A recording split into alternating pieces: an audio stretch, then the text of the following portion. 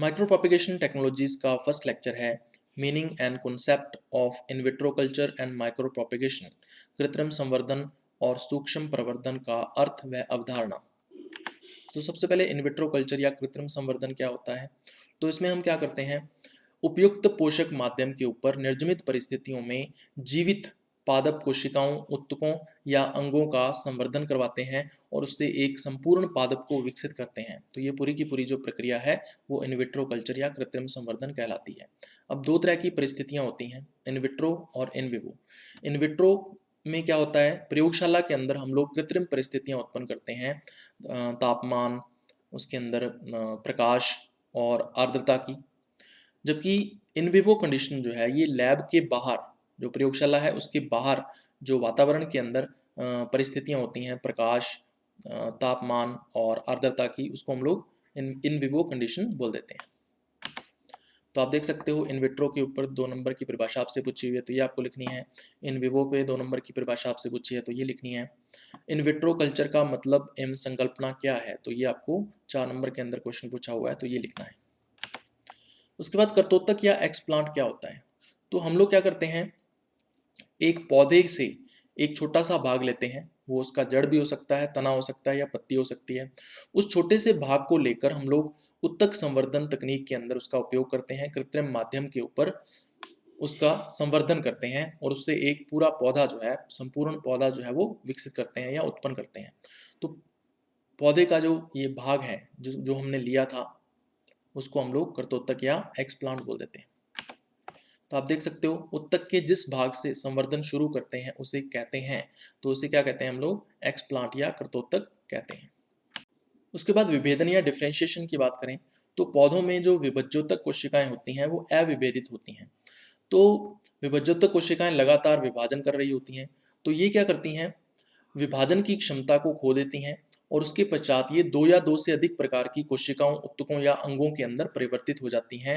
ये जो बने हुए कोशिका, उत्तक या अंग होते हैं ये एक दूसरे से पूर्ण रूप से भिन्न होते हैं। तो इस प्रकार से अविभेदित कोशिकाओं से विभेदित कोशिकाओं का निर्माण डिफ्रेंशिएशन या विभेदन कहलाता है। इस पे देख सकते हो विभेदन पर 2 नंबर की परिभाषा आपसे पूछी हुई है तो ये आपको लिखनी है। टोटिपोटेंसी एवं विभिन्नीकरण जो है इसके ऊपर 2 नंबर की परिभाषा आपसे पूछी हुई है, तो डिफ्रेंशिएशन पे, विभेदन पे, तो ये आपको लिखनी है। उसके बाद विभेदन या डी डिफ्रेंशिएशन क्या होता है। तो नॉर्मली अगर कोई ऐसा पादप उत्तक है जो स्वस्थ और संगठित है, संगठित होने का मतलब ये है कि वो विभेदित है, उसके अंदर अलग अलग प्रकार की कोशिकाएं हैं, वो अगर विभाजन करना शुरू कर दे तो उससे क्या होगा, जो विभेदित कोशिकाएं हैं वो अविभेदित हो जाएंगी, जो संगठित उत्तक है वो असंगठित में परिवर्तित हो जाएगा। ठीक है, और ये जो प्रक्रिया है वो क्या कहलाती है, विभेदन या डी डिफ्रेंशिएशन कहलाती है। उदाहरण के लिए अगर अपने बात करें तो जैसे कर्तोत्तक जो है वो जड़, तना या पत्ती हो सकता है पौधे का, तो उसके अंदर विभेदित कोशिकाएं होती हैं जैसे कि अधिचर्म कोशिकाएं हैं, वलकुट कोशिकाएं हैं, ठीक है, इसके अलावा उसके अलावा फ्लोएम कोशिकाएं हैं। तो ये अलग अलग प्रकार की कोशिकाएं हमें देखने को मिलती हैं कर्तोत्तक के अंदर।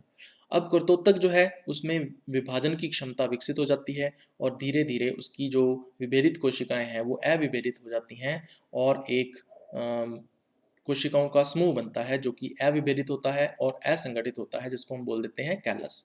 तो इस प्रकार से कर्तोत्तक से जो कैलस का निर्माण है ये विभेदन या डी डिफ्रेंशिएशन का उदाहरण है। तो आप देख सकते हो विभेदन पे 2 नंबर की परिभाषा आपसे पूछी हुई है तो ये आपको लिखनी है।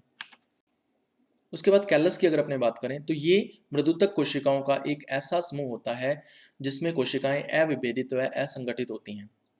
कैलस का जो निर्माण है वो कर्तोत्तक से होता है और कर्तोत्तक से जब कैलस का निर्माण होता है तो इस प्रक्रिया को विभेदन या डी डिफ्रेंशिएशन कहते हैं। तो इस प्रक्रिया के द्वारा कैलस का जो निर्माण है वो होता है। तो आप देख सकते हो उत्तक पुंज या कैलस जो है इसके ऊपर 2 नंबर की परिभाषा पूछी हुई है तो ये आपको लिखनी है। कैलस कोशिकाओं के संगठित समूह के रूप में होते हैं जिन्हें जड़ और प्ररोह के रूप में विभेदित किया जा सकता है। तो कैलस जो है वो संगठित समूह नहीं होता बल्कि असंगठित समूह होता है, तो इसका मतलब यहाँ पे आंसर आ जाएगा फॉल्स। उसके बाद देखो उदासीन कोशिका का समूह कहलाता है। उदासीन का मतलब ये है अनडिफरेंशिएटेड या अविभेदित कोशिका का पूछ रहा है ये, तो इसमें आंसर आ जाएगा कैलस।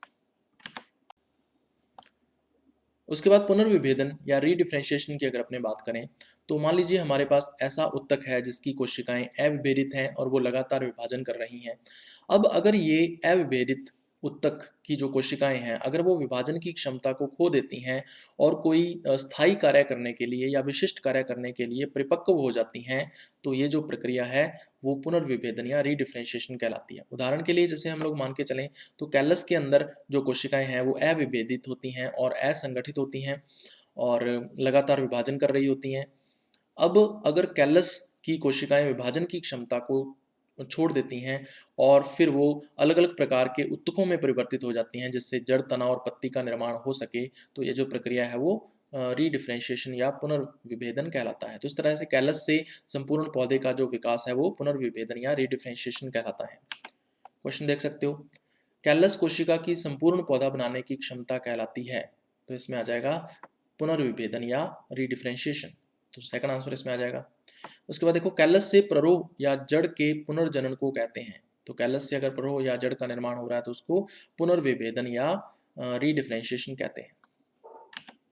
उसके बाद पुनरुद्ध भवन या रीजनरेशन क्या होता है, तो इसमें क्या होता है, हम लोग क्या करते हैं पौधे से एक छोटे से उत्तक को लेते हैं, वो जड़, तना या पत्ती हो सकती है, ठीक है, उसको हम लोग बोल देते हैं कर्तोत्तक। तो कर्तोत्तक को जब हम कृत्रिम माध्यम के ऊपर संवर्धित करते हैं तो उससे संपूर्ण पौधे का विकास हो जाता है। अब ये जो संपूर्ण पौधा विकसित हो रहा है ये या तो प्रत्यक्ष विधि से होगा या अप्रत्यक्ष विधि से होगा।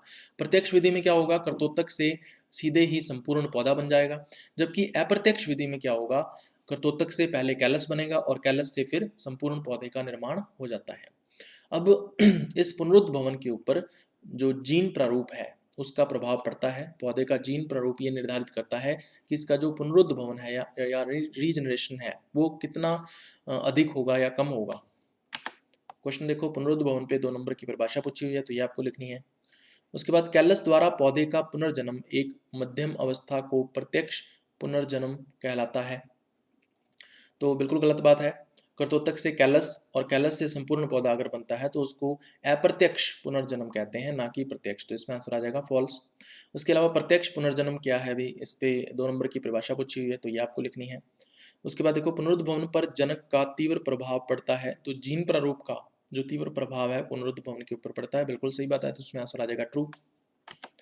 उसके बाद क्वेश्चन देखो, संवर्धों में पुनर्जनन क्षमता उपयोग में लिए कर्तोत्तकों के जीन प्रारूप पर भी निर्भर करती है, बिल्कुल सही बात है। जो पुनर्जनन की क्षमता है वो पौधे के जीन प्रारूप यानी कर्तोत्तक के जीन प्रारूप पर भी निर्भर करती है, तो आंसर आ जाएगा ट्रू।